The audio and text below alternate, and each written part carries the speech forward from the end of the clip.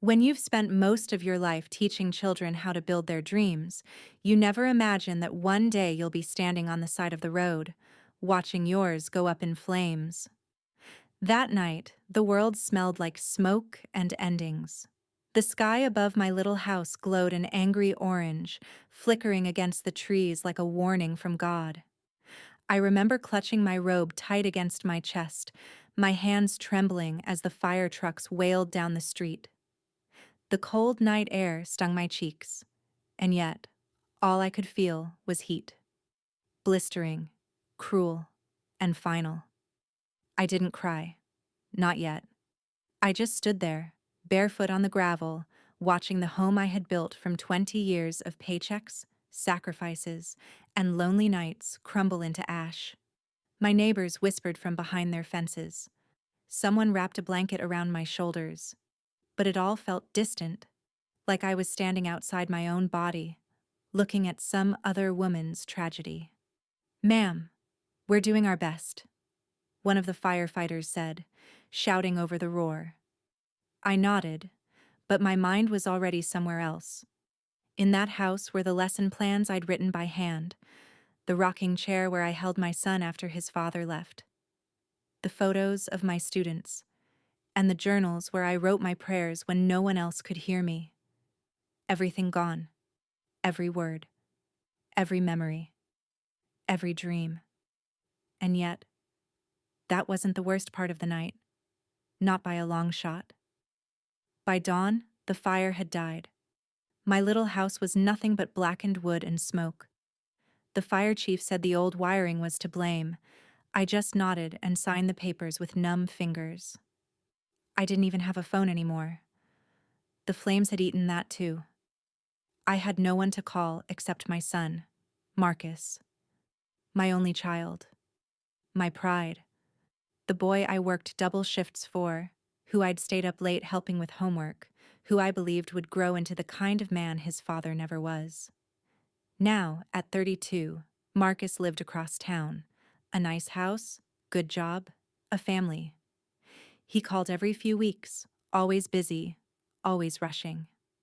I told myself he loved me, just in his own way. So that morning, standing in the ashes of my life, I told myself it was okay to need him. Just this once. The walk to the bus stop felt longer than it ever had. Every step crunched over frost and soot. People stared, but no one said a word. Maybe they didn't know what to say to a woman who had lost everything overnight. On the bus, I sat by the window holding the blanket the paramedic had given me. It smelled faintly of smoke now, but it was all I had left. When I reached Marcus's neighborhood, the difference hit me hard. The clean sidewalks, the manicured lawns, the shiny cars parked neatly in driveways. His house stood tall and new, painted the same pale blue he used to hate as a boy. I smiled faintly at the memory. He was my miracle child, the one I raised alone after his father walked out. And that morning, I told myself, foolishly, maybe, that when he opened the door, he would see his mama standing there and pull her into his arms, saying, "You're safe now." But that's not what happened. When the door opened, Marcus's wife, Lena, was the one standing there. She was beautiful, tall, slim, with perfect hair and the kind of face that always looked camera-ready. She blinked when she saw me, her expression caught somewhere between surprise and discomfort. "Oh, Mrs. Halloway," she said, adjusting her robe. "What a surprise." I gave her a small smile. "Hello, Lena. I'm sorry to show up unannounced, but there is a fire. My house. It's gone." Her smile faltered. "Oh my God. Are you serious?" I nodded. "Yes, ma'am. Everything burned. I don't even have my phone anymore. I thought I'd come here. To Marcus." She hesitated, glancing over her shoulder. "Right. Of course. Come in. I'll get him." Her voice trailed off, and I stepped inside the house. It smelled like coffee and new furniture. Warm, clean, expensive. Everything my old place wasn't. On the wall, I saw a framed photo of them and their two little girls at the beach. They were smiling, radiant, like a family from a magazine. My throat tightened. I had only been to this house once before, briefly after they moved in. I sat down on the edge of a white couch, trying not to leave soot marks on it. My shoes were ruined, my robe singed. I folded the blanket over my lap, clutching it like armor. Then Marcus came down the stairs. He looked older than I remembered, heavier in the face, but still handsome. My boy. For a second, his eyes softened when he saw me. Mama? And then his expression changed. His jaw tightened, his voice dropped. What? What are you doing here? My smile trembled. There was a fire, baby. My house burned down last night. Everything's gone. He rubbed a hand over his face. Oh my God. Are you okay? I'm fine, I said softly. Just shaken. I didn't know where else to go. He nodded slowly, but something in his eyes shifted. The kind of look people get when they're calculating something behind a polite face. Well, yeah, that's terrible. I'm glad you're okay, though. I waited for him to say it. You can stay here. But he didn't. Instead, he said, So, what are you gonna do now? The silence in the room felt heavy, awkward. His wife walked in, carrying a mug of coffee she didn't hand me.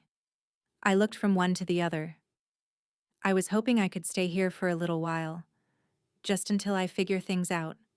I won't be any trouble. Lena's lips tightened. Marcus stared down at his hands. Finally, he said, Mama, you know we've got a lot going on right now. The girls have school, Lena's working late, and there's not really space. My chest tightened. Not space? He sighed. The guest. Rooms full of boxes, and the girls need their routine. You understand, right? Lena added quickly, Maybe we could help you find a hotel, just for a few nights until the insurance sorts things out. I felt my face flush with shame. I wanted to say something, anything, but the words stuck. I had come to my son for love, for comfort, for shelter. And here I was, sitting in his perfect living room, being told I didn't fit into their routine. I understand, I said quietly, after a long silence. He nodded, relief flickering across his face, and that hurt more than the flames ever did. Lena forced a polite smile. Let us at least give you a little cash, Mrs. Halloway, for a motel. I shook my head. That's not necessary. Marcus frowned. Mama, don't do that. Let us help, okay? You can't just wander around. Don't worry about me, I whispered. I'll manage. I always have. When I stood up, my knees felt weak. My son moved like he wanted to hug me but stopped halfway, as if something invisible was holding him back. I'm sorry, he said softly. It's complicated. I smiled, though it felt like glass breaking inside my chest. I know, baby. I know. Then I walked out. Outside, the morning air hit cold and hard. I didn't cry until I reached the sidewalk. Not when my house burned. Not when the fire chief handed me the report. Not even when I realized everything I owned was gone, but when my own son, the boy I'd carried, fed, and prayed for, couldn't find room for me in his life. That's when I broke. I sank down on the curb, clutching that smoke-scented blanket, and let the tears come. Years of them. Silent, shaking, endless. People walked by. Cars passed. No one stopped. And somewhere inside, a voice whispered, You're alone now. But I didn't know then that this wasn't the end of my story. It was only the beginning. Because sometimes, the fire that destroys your home isn't the one you can see. It's the one that burns inside you. The one that forces you to find out who you really are when there's no one left to turn to. When the fire consumed my home, It didn't just eat up the wood and the walls, it devoured the years I had built inside them. The laughter, the smell of Sunday cornbread, the soft hum of gospel music on quiet mornings, everything I loved turned to smoke that night.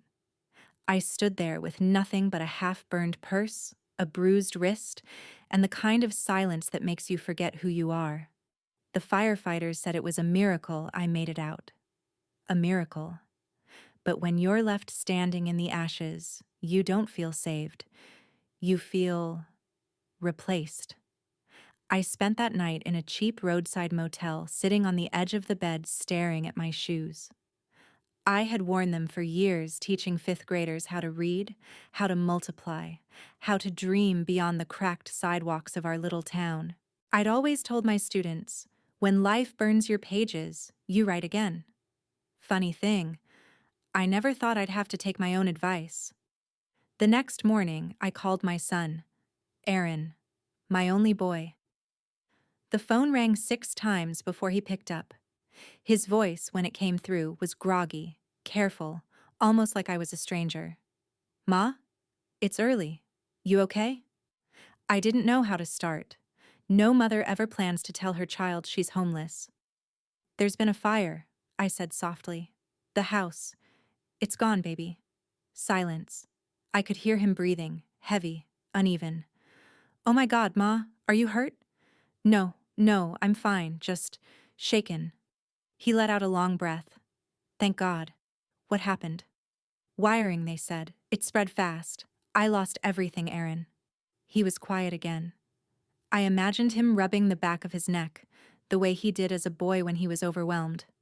Finally, he said, "Come stay with us, Ma. I'll talk to Lisa." My heart dropped a little at that last part. I'll talk to Lisa. I'd been through enough to know what that meant. Lisa, his wife, was polite in public but cold in private. She'd always treated me like I was a chapter she wanted Aaron to skip. Too old-fashioned, too talkative, too much. She never said it out loud, but she didn't have to. Still, I was grateful. "Thank you, baby. I'll pack what's left and come by this afternoon." There wasn't much to pack. A burnt photo album, a half-melted mug, and my late husband's Bible, blackened at the edges. I wrapped them in a towel, put them in a grocery bag, and stood outside the motel until a cab pulled up. As we drove toward Aaron's neighborhood, the one with trimmed hedges and quiet cul-de-sacs, I watched the world shift from ashes to order. My burned world had no place here. When the cab stopped, I could see Aaron waiting by the porch. He looked handsome in his work clothes, crisp shirt, sleeves rolled up, but tired. There were new lines on his face, the kind that come from holding in too much. He hugged me tight, and for a moment I forgot everything. "Ma, I'm so sorry," he whispered. "I know, baby. It's not your fault." But when we pulled apart, I saw the hesitation flicker in his eyes, a look that said he'd already been arguing in his mind. And that's when I saw Lisa standing by the door, arms folded, her expression somewhere between discomfort and forced sympathy. "Hi, Mrs. Davis," she said. "Not Mama, not Mom, just Mrs. Davis." "Hello, Lisa," I managed. "Thank you for letting me stay." Her smile was small and quick. "Of course. Just until you get back on your feet, right?" The words stung more than she knew. Aaron tried to smooth things over. "Come on in, Ma. We've got the guest room ready." The guest room was their storage space. Boxes stacked against the wall, the air thick with dust. Still, I told him it was perfect. That night, as they went to bed, I lay awake staring at the ceiling fan. Every creak of the floorboards, every whisper from their room, reminded me that I didn't belong. I wasn't family anymore. I was an obligation. The next morning, I woke early, made coffee, and started breakfast. It was something I used to do every morning for Aaron as a boy: scrambled eggs, grits, and toast with strawberry jam. The smell filled the kitchen, soft and warm. When Aaron came down, he smiled. "Smells like home, Ma." But then Lisa appeared and her smile vanished. "Oh, you didn't have to cook," she said, glancing at the counter. "We usually just grab smoothies." "Old habits," I said lightly. "Thought I'd make something hearty?" She hesitated, then forced a chuckle. "Well, thanks, I guess." Aaron looked between us. "Let's eat." We sat together, awkward silence filling the spaces between clinking forks. Lisa barely touched her plate. She scrolled on her phone, pretending not to see me watching. After breakfast, Aaron kissed her goodbye and left for work. The moment the door closed, Lisa's tone shifted. "Look, Mrs. Davis," she said, lowering her voice. "I don't mean to sound ungrateful, but we have a routine here. I work from home, I need quiet, and Aaron and I, well, we like our space." I nodded, trying to keep my voice steady. "I understand, Lisa. I'll stay out of the way." She sighed, almost relieved. "Good. I know it's just temporary." Temporary. That word again. Like I was a box waiting to be shipped somewhere else. Over the next week, I tried to make myself invisible. I cleaned, folded laundry, cooked small meals. Lisa didn't thank me, but she didn't complain either. That was our peace treaty. At night, I'd hear them arguing quietly. Words like boundaries and responsibility drifted through the walls. I tried not to listen, but how could I not? One night, Aaron came to my room. His face was pale, his hands shoved deep in his pockets. "Ma, she's just stressed," he said. "Work's been tough, and the house feels crowded. Maybe If I what, Aaron?" I asked softly. He couldn't meet my eyes.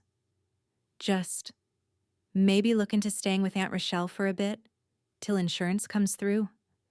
I stared at him, and the words came out before I could stop them.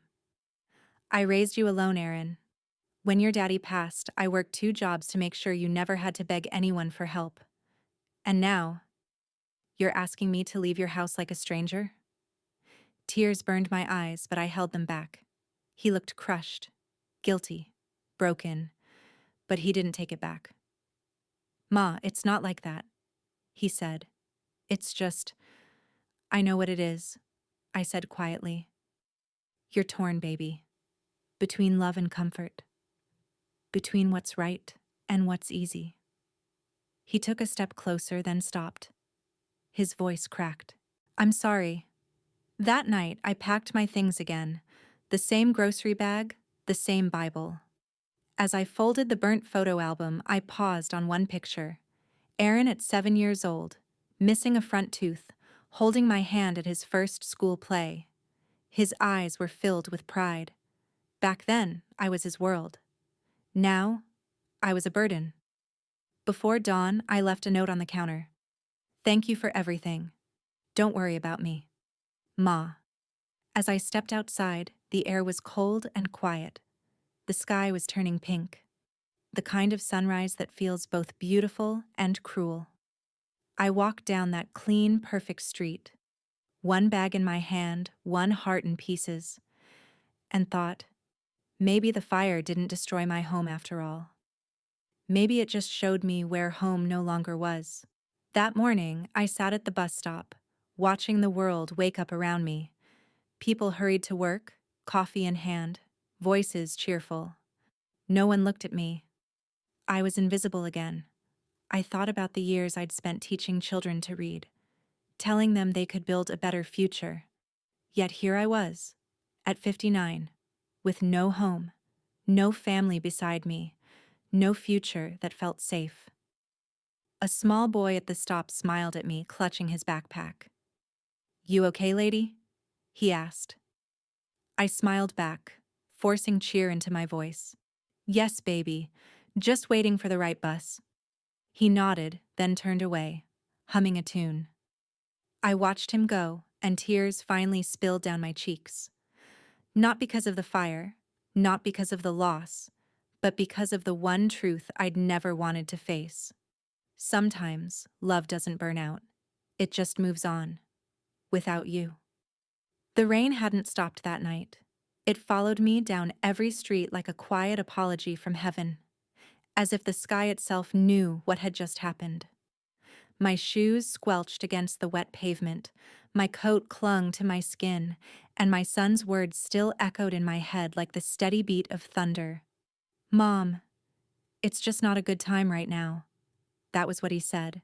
Not cruelly, not loudly, just softly, almost kindly. That's what hurt the most. The gentleness in his rejection, the calmness of it. He didn't yell, didn't slam the door. He just closed it. And sometimes, silence can be louder than screams. I didn't have a plan. When I walked away from Aaron's house, all I had were the clothes on my back and a purse that smelled faintly of smoke.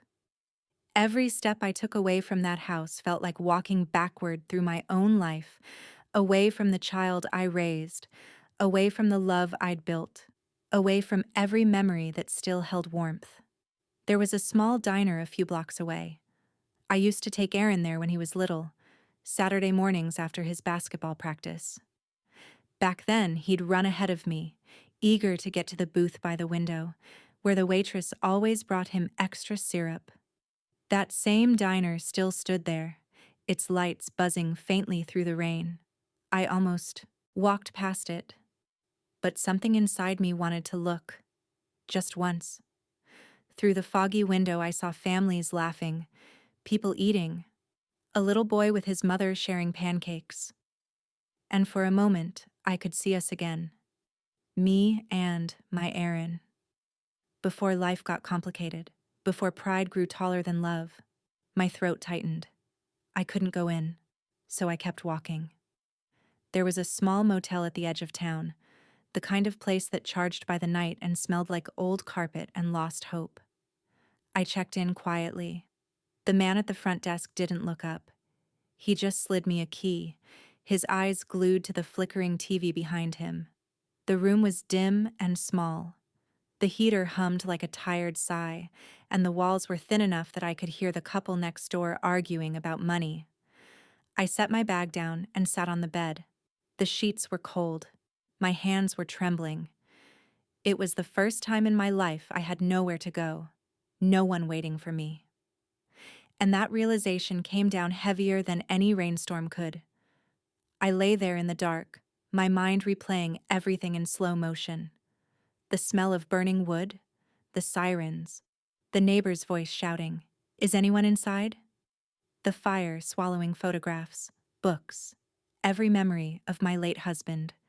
It had taken everything, except my son. And now, somehow, I'd lost him too. I turned toward the small table by the bed. There was a half-used motel notepad and a pencil. For no reason at all, I started writing. "Dear Aaron," I wrote, "I don't blame you. Life is heavy, and maybe I was just another weight you couldn't carry." The pencil broke halfway through the sentence. I stared at it for a long time, then let it roll off the table. I must have fallen asleep with the lights on because when I woke up, sunlight was cutting through the curtains. I checked my phone. One missed call from a number I didn't recognize, and a voicemail. It was Rochelle. Her voice was sharp, familiar, full of concern. "Evelyn, I saw the news this morning. I called your house, and the fire department told me everything's gone. Where are you, baby sister? Please call me." Her voice cracked near the end. I didn't call back right away. Part of me was ashamed. Not of the fire, but of everything that followed. When you've always been the strong one, the dependable one, it's hard to admit that you've fallen apart. I spent the next few hours sitting in silence. Every now and then, I'd catch my reflection in the window. My hair frizzed, eyes swollen, face pale from exhaustion. I barely recognized the woman staring back. She looked older, smaller, like she'd been erased slowly by time and disappointment. Finally, I picked up my phone and called Rochelle back. "Evelyn." "Lord, thank you. I've been worried sick," she said. Where are you? I'm fine, I lied. I'm staying with a friend. Don't you lie to me, she snapped softly. You forget I know your voice. You sound broken. Her words hit deeper than I expected. I tried to laugh it off. You always were dramatic. Uh-huh. And you always were proud, she said. Text me that address right now before I drive around the whole city looking for you.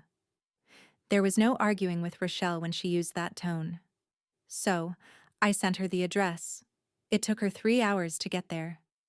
When I opened the door, she didn't say a word at first, just pulled me into her arms. And for the first time since the fire, I cried.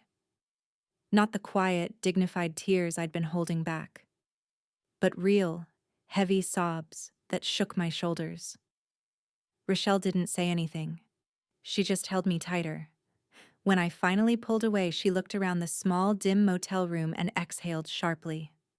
Lord have mercy, she whispered. My baby sister staying here? No, you're coming home with me. I tried to protest. Rochelle, I can't. You can and you will, she cut in.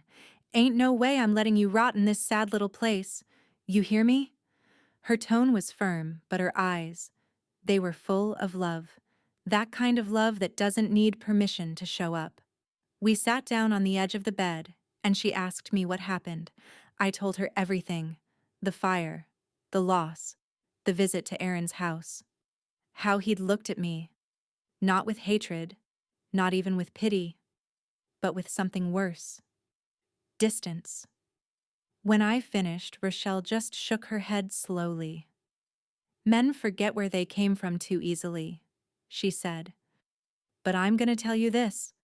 God don't forget, and neither should you.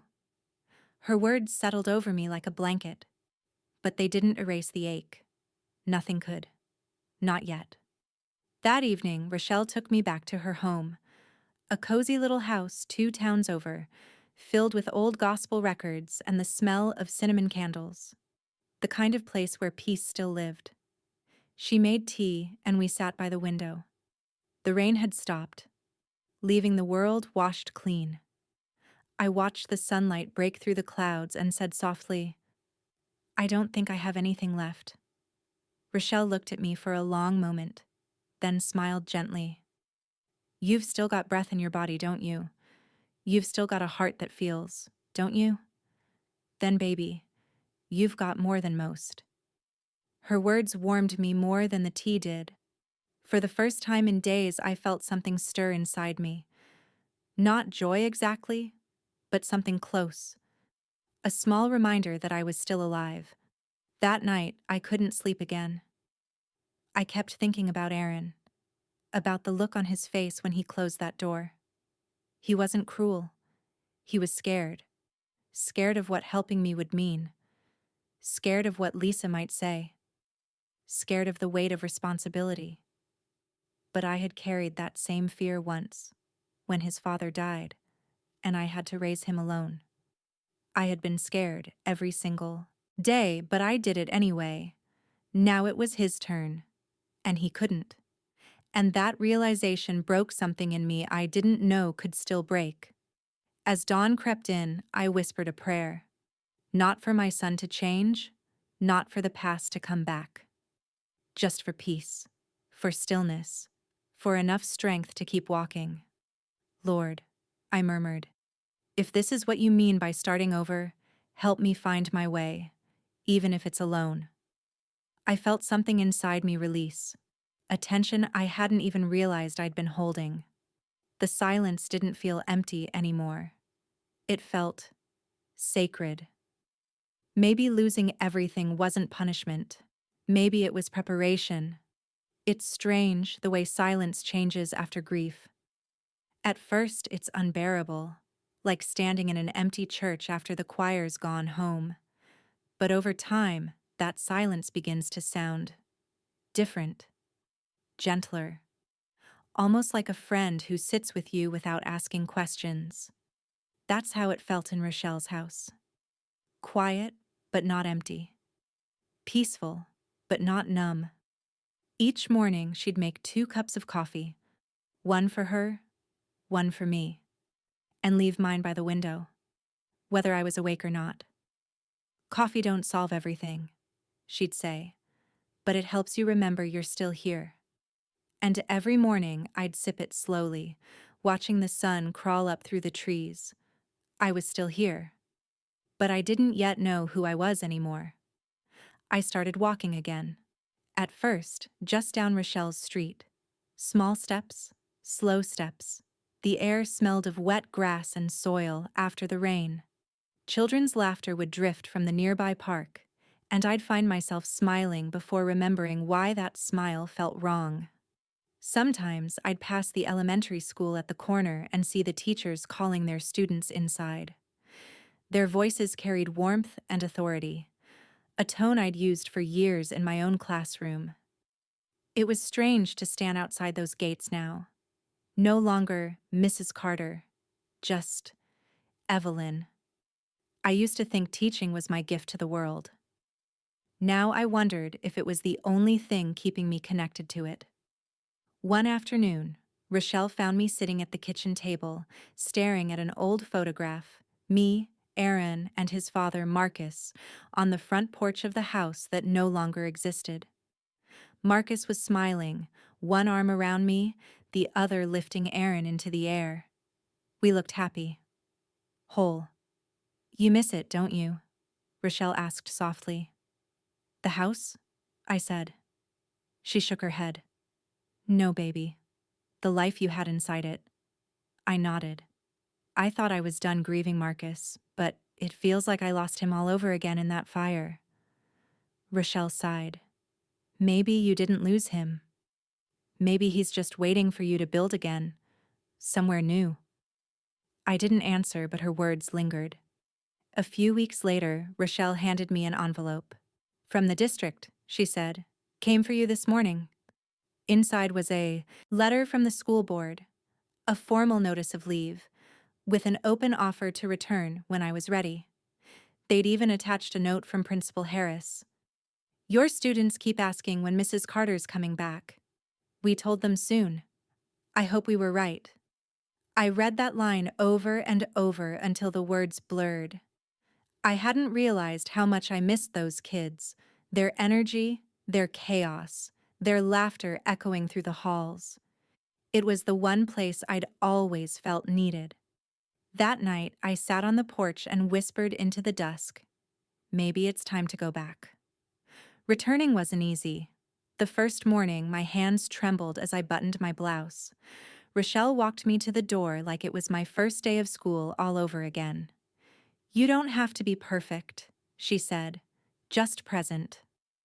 When I stepped into that classroom again, the smell of chalk and old books hit me like a memory. Bittersweet, grounding. The students gasped when they saw me, and a few ran forward to hug me. Mrs. Carter's back, one shouted. That simple sentence, Mrs. Carter's back, it wrapped itself around my heart. For the first time in months, I felt like I belonged somewhere again. Teaching steadied me. It gave me a rhythm, a reason to get out of bed. But at night, when the lights dimmed and the laughter faded, the ache returned. The one shaped like my son. I didn't expect to see Aaron again anytime soon. After that night, I told myself he needed space. But space can turn into distance, and distance into silence. Then, one Friday afternoon, I was leaving school when I saw him. Standing by the parking lot, hands in his pockets, looking smaller than I remembered. He hesitated before calling out, Mom? For a moment, I thought I was imagining it. But then I saw the guilt written all over his face. The kind that comes when your heart's been heavy for too long. I didn't move. I just stared. He walked closer. I heard you went back to teaching. Rochelle told Lisa, and Lisa told me. His voice cracked a little on the last word. It wasn't arrogance or shame now. It was remorse. I swallowed hard. What are you doing here, Aaron? He took a deep breath. I came to say sorry. The words hung there between us, trembling, fragile, almost too late. He went on, his voice low. When you showed up that night, I froze. Lisa was inside. The kids were asleep. I told myself I was protecting them, but really, I was protecting myself. I was scared, Mom. Scared of what it meant. That maybe you'd need me more than I knew how to give. His eyes filled. But when I saw the news about the fire and realized you were alive but alone, I hated myself. I didn't speak. I couldn't. Because even though part of me wanted to forgive him, another part wasn't ready yet. He stepped closer. Mom, please, I want to make it right. I found a place. Near the school. Small, but nice. I was hoping you'd move in. At least until you rebuild. I let out a shaky breath. Aaron, I don't know. He nodded, eyes downcast. I understand. I just needed to say I'm sorry, and that I love you. Then he turned to leave. That's when I realized something important. Forgiveness isn't about pretending the hurt never happened. It's about refusing to let it define you. I called out, Aaron. He turned, surprised. You were wrong, I said quietly. But you're still my son. He nodded, tears sliding down his cheeks. Can I hug you, Mom? That was all it took. All the walls I'd built crumbled in an instant. I stepped forward, and when he wrapped his arms around me, I felt the years melt away.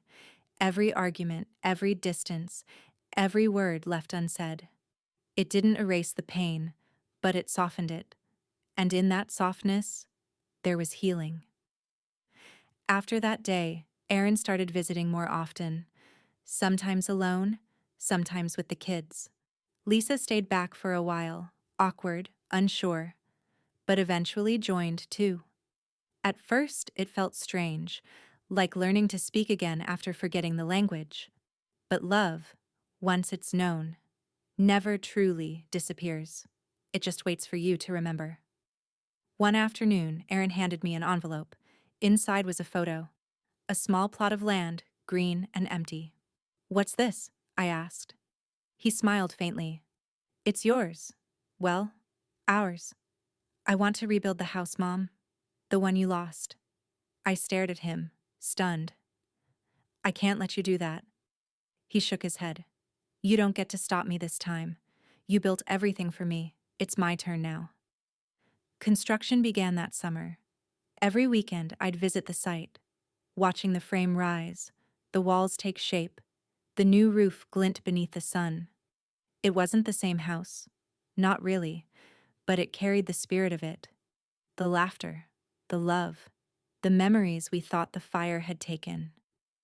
One day, as I stood there watching the workers paint the front porch, Aaron came up beside me.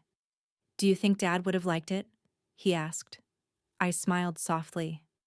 He would have said the paint's too light and that you overpaid for the fence. Aaron laughed, a sound I hadn't heard in so long it startled me. We stood there, the wind brushing past, and for the first time in years, I felt whole. That evening, I sat alone on the unfinished steps, the sky glowing orange with sunset. The new house still smelled of fresh wood and possibility. And I realized, this wasn't just a home being rebuilt. It was us. The fire had burned away everything I thought I needed. My old life, my pride, even my illusions. But it also made room for something new, for grace, for forgiveness, for family. As I closed my eyes, I whispered the same prayer I'd said in that motel room weeks ago. But this time, it sounded different. Lord, thank you for not giving me what I wanted, but for giving me what I needed. When the house was finally done, Rochelle came over to help decorate. She walked through each room, nodding with approval, her hands on her hips. Looks like home, she said. And you look like peace. I smiled. Maybe I finally am. She chuckled. Took a whole fire to light you up again, huh? We both laughed, that deep, belly kind of laughter that only comes after pain. It felt good. It felt alive. Later that night, I stood on the porch, watching the lights flicker on inside, Aaron and Lisa setting the table, the kids chasing each other through the hall. And I thought about that first night after the fire, standing in the rain, alone, lost. I never could have imagined this moment then. Sometimes life takes everything away not to punish us, but to return us to ourselves. And as I stood there, feeling the cool wind brush my face, I knew I was home. Not because of the walls, but because the love inside them had finally come back. There's a kind of quiet that only comes when you've survived a storm. Not the silence of emptiness, but the peace that follows when you've fought, forgiven, and finally stopped running. That was my house now, peaceful, still, filled with the small sounds of life, the ticking of the clock, the soft hum of the refrigerator, the laughter of children echoing down the hall. Every noise was a reminder that this time I wasn't just surviving, I was living. The morning light filtered through the new curtains, soft and golden. I was standing in the kitchen, flipping pancakes for my grandkids, Isaiah and little Ruby, when I heard footsteps. "Grandma, can I have the big one?" Ruby asked, eyes wide. "You can have two," I said, handing her a plate. One for being polite, and one for that sweet smile. Aaron came in behind her, rubbing his neck like he used to when he was a kid caught doing something wrong. "Hey, Mom," he said. "You're up early again." "I've got a classroom to get to," I replied. "And I don't like being late." He chuckled. "Still the same Mrs. Carter." It felt good, natural, this rhythm of family again. But as I watched my son pour syrup over his daughter's pancakes, I realized something had changed. He wasn't just visiting me anymore. He was showing up. And that was everything. When I went back to teaching full-time, the principal gave me a new classroom, bigger, brighter. The district had rebuilt the school wing after a burst pipe ruined the old one. Fresh paint, clean floors, a place to start again. That first day, I wrote something on the board before the students arrived. "Strength isn't how hard you can fight. It's how gently you can rebuild." I didn't plan those words. They just came to me. But when I stepped back and looked at them, I realized they weren't for the children. They were for me. The bell rang. Students shuffled in, laughing, tossing bags onto desks. "Mrs. Carter, we missed you," one of them said. "Well," I smiled, "then you better make up for lost homework." They groaned, and I laughed. For the first time, the sound didn't echo against emptiness. It filled me with something warm, something whole. Purpose. A month later, I received a letter. No return address, just a neat script across the envelope. To Mrs. Evelyn Carter. I opened it at my desk after class. Inside was a single page, a letter from a former student.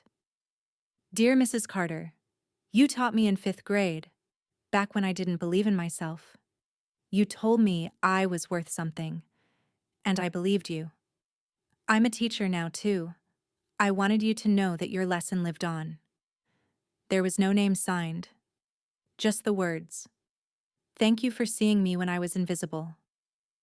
I sat there for a long time, holding that paper, my eyes wet. I thought about how many times I'd doubted my worth, how many nights I'd cried thinking my life had fallen apart. But in that moment, I realized, even when I was lost, I'd been leaving light behind for others to find. One evening, Aaron called. "Mom, I was thinking," "Uh-oh," I thought. He only says that when he's about to do something foolish or heartfelt. Sometimes both. "I want to throw a dinner next weekend," he said. "For everyone who helped rebuild the house. And for you." I smiled. "For me?" "Yeah," he said, clearing his throat. "To celebrate. To say thank you. For forgiving me when I didn't deserve it." The silence on the line stretched, not uncomfortable, just heavy with emotion. Finally, I said softly, "All right, son, I'll come, but only if I don't have to cook." He laughed. Deal. The night of the dinner, the new house was filled with warmth, literal and emotional. Rochelle brought her famous peach cobbler. Lisa made roast chicken. The kids ran wild, their laughter filling every corner. Aaron raised a glass. "To my mother," he began. I rolled my eyes playfully. "Lord, help me." He smiled. "Mom, I wasn't the best son. You deserved better than the way I acted. But you gave me a second chance. You showed me what love really looks like. The kind that forgives, rebuilds, and keeps believing." He turned to me. "This house isn't just yours, Mom. It's ours. Every brick, every wall. It's a piece of what you taught me." I tried to speak, but the words caught in my throat. All I could do was reach out and hold his hand. That was enough. A few days after the dinner, while cleaning my new desk, I found something tucked in the back of a drawer. An envelope, old and singed around the edges. My heart stopped. It was a letter Marcus had written before he passed away years ago. I'd thought it was lost in the fire, but there it was. The handwriting I'd know anywhere. "Evelyn, if you're reading this, I'm probably gone, but I want you to remember something. Houses can burn, money can vanish, people can fail you, but love, real love, never dies. It just changes form. Take care of our boy, and when he forgets who he is, remind him. You're stronger than both of us combined. Marcus." I held the letter to my chest and sobbed, not the kind of sobs that come from sadness, but the kind that come when a wound finally heals.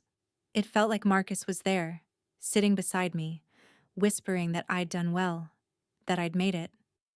A week later, I was teaching my students about life lessons in literature. We were reading The Phoenix, the story of the bird that burns to ashes, only to rise again. "Can anyone tell me," I asked, "why the phoenix has to burn before it can be reborn?" A quiet girl in the back raised her hand. "Because if it doesn't burn, it'll never know what it's made of." I smiled. Exactly. And for a split second, I saw myself, standing in those ashes months ago, broken and terrified. And I realized I'd become my own phoenix. Not perfect, not untouched by the fire, but alive, wiser, lighter. It was late one afternoon when someone knocked at my door. When I opened it, a young woman stood there, maybe in her early 20s. Her eyes were nervous, her hands trembling. "Mrs. Carter?" "Yes?"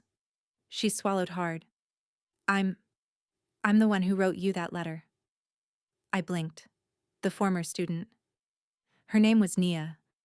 She told me she'd tracked me down after hearing about the fire. "I just needed to see you," she said. "You saved me when I didn't even know I needed saving." We talked for hours. About her new classroom, her students, her fears. And as she spoke, I realized she wasn't just thanking me. She was continuing me. Every word she spoke was a reflection of the love I'd tried to give, now multiplied, passed on. Before she left, she said softly, "You were the reason I didn't give up." When she walked away, I stood in the doorway, tears in my eyes, whispering a quiet prayer. "Thank you, Lord, for letting me live long enough to see what love can build after loss." Months passed. The house settled into its rhythm, quiet mornings, laughter-filled evenings. Aaron stopped by every weekend with the kids. Lisa and I even began baking together, which I never thought would happen. One evening, I sat on the porch swing Marcus had built decades ago, freshly repainted, creaking just the same. The sky was painted in soft golds and pinks. Aaron came out and sat beside me. "You ever think about the old house, Mom?" I nodded. "Every day, but not with sadness anymore." He smiled. "You taught me something through all this." "Oh? And what's that?" "That forgiveness doesn't mean forgetting. It means you remember without the pain." I looked at him for a long time.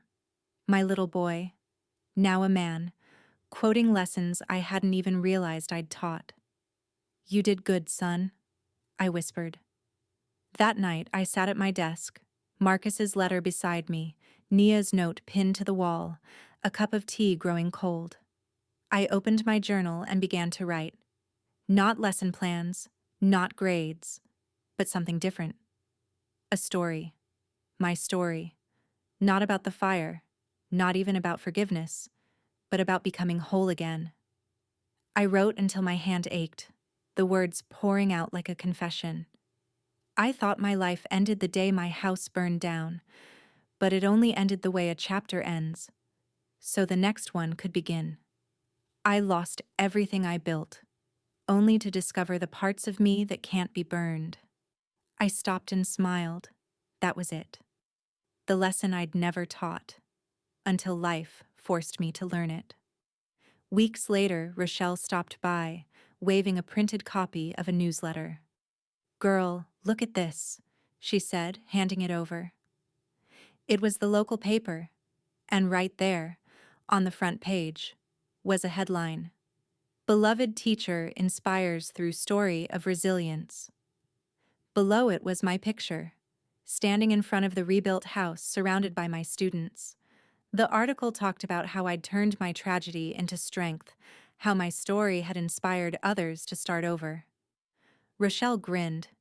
You're famous now, honey. I laughed. I don't want fame, just peace. Well, she said, looks like you got both. That night, I walked out onto the porch one last time before bed. The stars were bright, the air cool and quiet. I could almost feel Marcus beside me, the way he used to when we'd sit here after a long day. I whispered into the dark, I made it, love. We made it. And as the wind rustled through the trees, I swear I heard a voice in my heart. You always would. Sometimes the greatest lessons aren't found in classrooms, but in the ashes of what we survive.